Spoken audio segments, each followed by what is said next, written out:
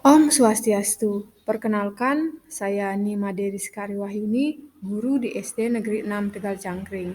Nah, pada kali ini saya akan memaparkan tentang aksi nyata topik 2 kurikulum merdeka, yaitu mengapa kurikulum perlu dirubah.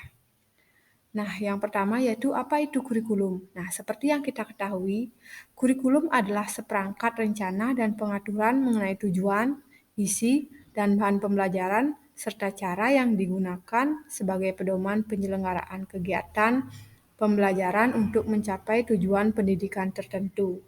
Nah, kurikulum merupakan panduan pembelajaran pada satuan pendidikan di mana dapat dimulai sebagai panduan titik awal dan akhir dari pengalaman belajar murid. Nah, secara kompleksnya dan multidimensi sehingga dapat diibaratkan sebagai jantung pendidikan. Nah, adapun peran dan fungsi dari kurikulum. Nah, yang pertama yaitu peran kurikulum. Peran kurikulum adalah pedoman dan acuan dalam pembelajaran. Nah, yang kedua, fungsi kurikulum adalah memandu kita dalam proses belajar murid. Nah, bagaimanakah seharusnya kurikulum itu? Nah, kurikulum yang baik adalah kurikulum yang sesuai dengan zamannya, di mana dia selalu beradaptasi sesuai dengan konteks dan karakteristik murid demi membangun kompetensi sesuai dengan kebutuhan belajar masa kini dan masa depan. Nah, yang kedua yaitu kurikulum harus bersifat dinamis atau tidak baku, di mana kurikulum harus terus berkembang atau diadaptasi sesuai dengan perubahan zaman, sehingga dapat memenuhi kebutuhan belajar murid di masa kini dan masa depan. Nah, mengapa kurikulum perlu dirubah?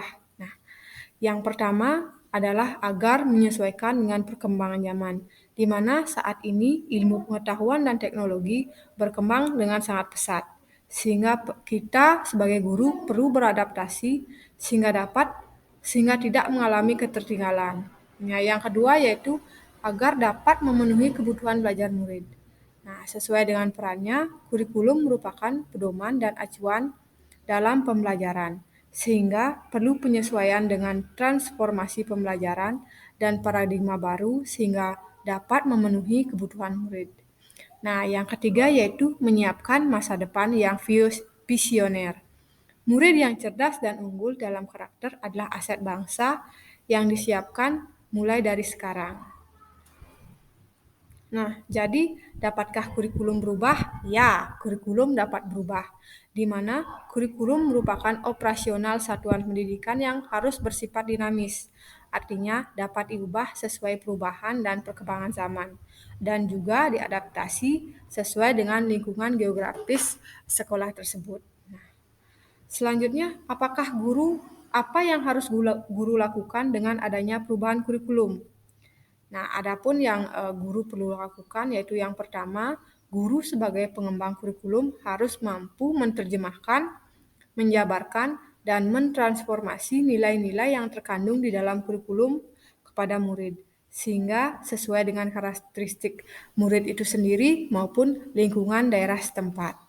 Nah, selain itu, dalam pengembangan kurikulum, guru juga dapat melaksanakan beberapa kegiatan, yaitu merencanakan, melaksanakan, dan mengevaluasi kurikulum yang telah berjalan.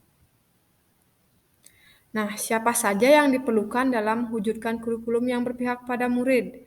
Nah, yang perlu dilibatkan dalam kurikulum yang berpihak kepada murid yang pertama yaitu orang tua. Orang tua sebagai pendamping anak di rumah, dan yang kedua yaitu sekolah, di mana dalam lingkungan sekolah terdapat guru, siswa, dan stakeholder terkait.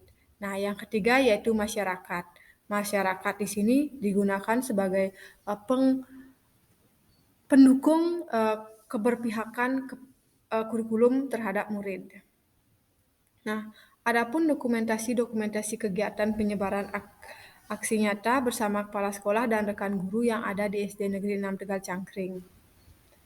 Nah, adapun hasil refleksi umpan balik dari audiens yang setelah selesai melaksanakan aksi nyata. Terima kasih. Seperti itulah pemaparan saya tentang mengapa kurikulum perlu berubah. Om Santi Santi Santi Om.